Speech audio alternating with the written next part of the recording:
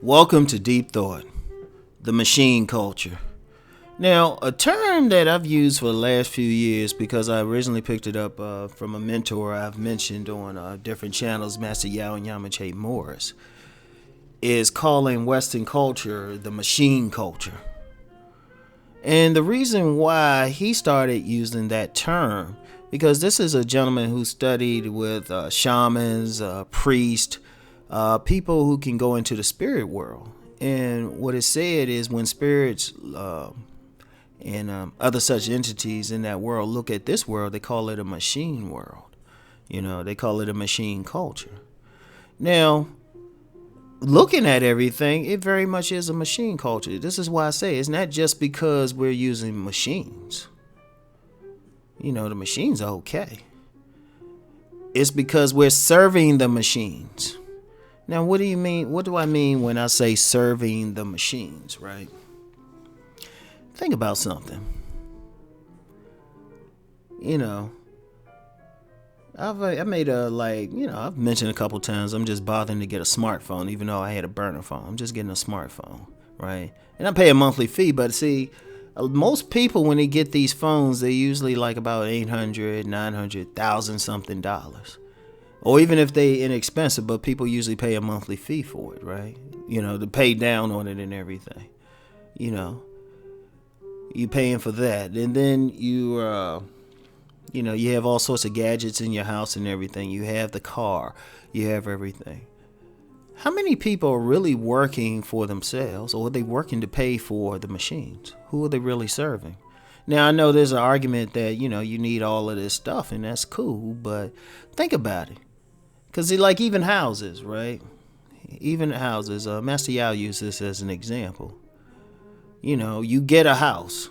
You really don't own it. You working hard to pay for that house, which you may or may not pay off in 30 years. Is that house serving you, or are you working for that home?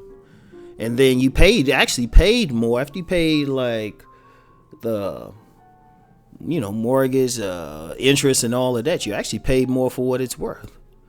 And if even if you pay it off, you might not be able to recoup that money. And then it's like you own it after you really own it after 30 years. Really, you're renting from the bank.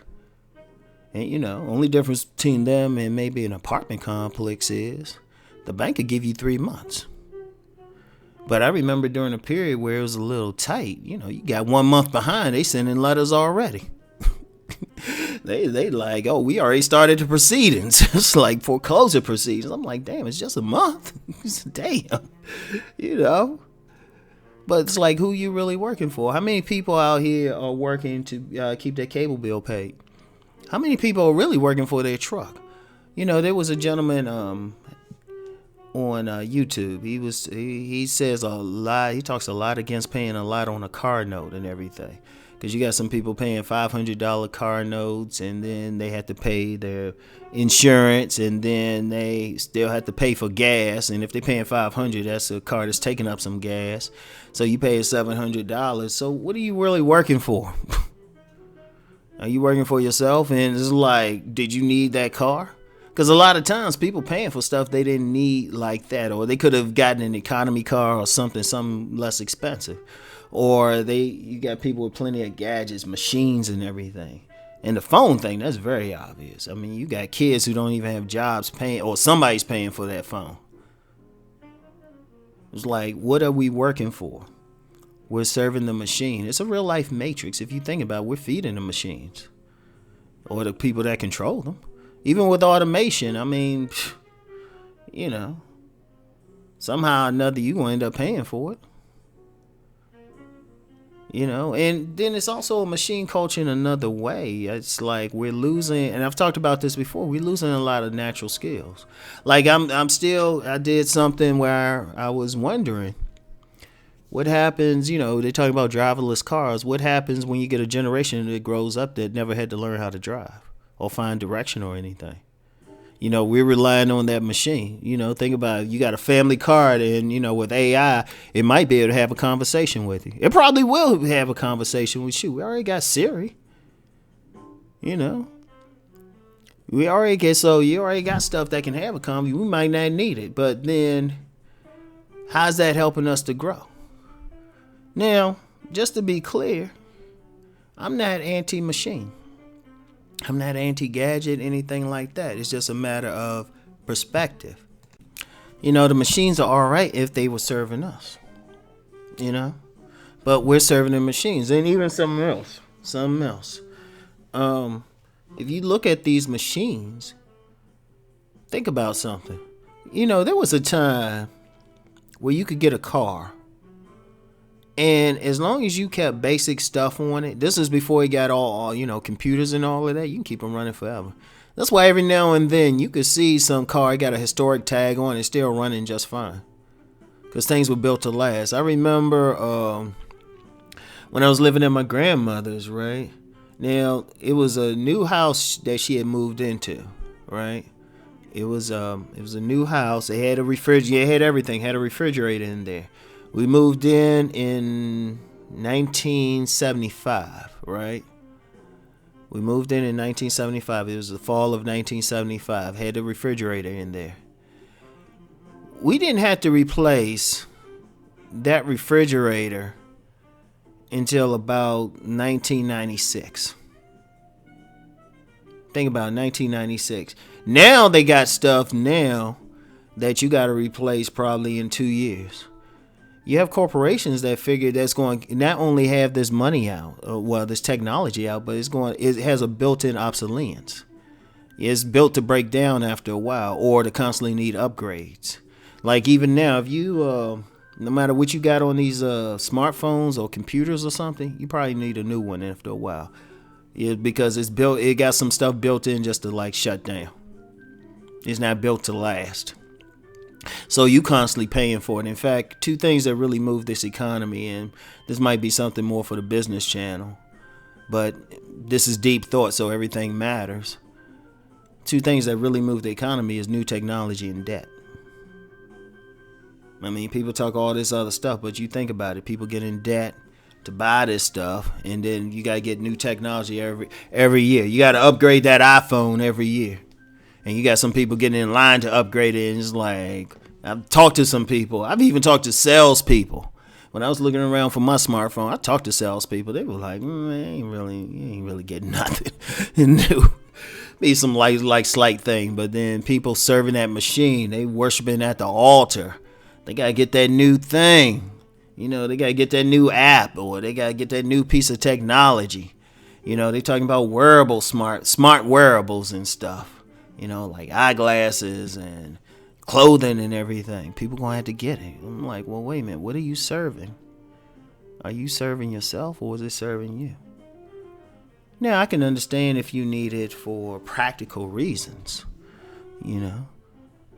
But if you look at what especially a lot of these kids do with these $1,000 phones, they don't do it use it to make money. They use it to watch videos. They use it maybe to play some game. They could have got just a little game thing, or a bunch of silly little things. You like, okay, you paying $1,000 just for a game thing. I could see if you're a business person and stuff, you need to keep up with different parts of your business, like you're a CEO or something, or in that position. But think about it. What are we serving? And now we at a point, with automation, the machine's about to replace us. It's more focused on the machine. Oh, we gotta get that machine instead of the other way around. See, like I said, it's not a bad thing if the machines serve us, like they serve a practical purpose. It's not a bad thing, and that's how it should be.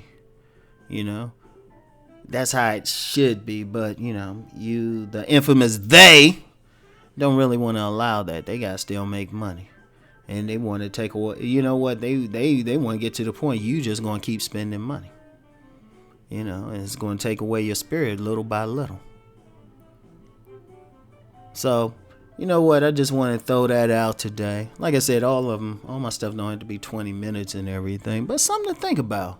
Think about it. And getting back to my thing with the smartphone, I refused to get one until I needed it for a business reason. And it was strictly to get on Instagram. If I could have got on Instagram on my computer, I still wouldn't have got it.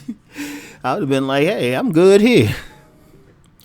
I mean, it makes some convenient things, though. But other than that, I'm like, I could have lived without it. So anyway, I want people to really think on what I'm saying. All right, just think about it. All right, and chop it up in the comments. Yeah, see, that's another thing I want to do. I want to keep them a little shorter, but then give some stuff for people to really put their 2 cents in. And I want to hear from everybody. I mean, how they see this. I mean, if they disagree with what I say or my characterization, just be respectful about it. I want to see it because I think my thing is this. I want to foster conversation, not debate, conversation. In conversation, we need to have all angles.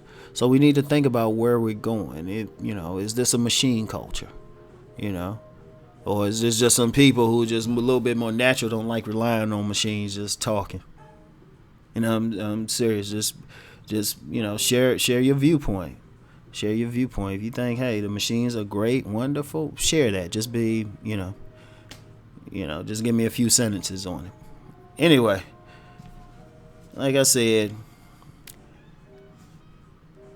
think on this. I'll talk to y'all later. Peace.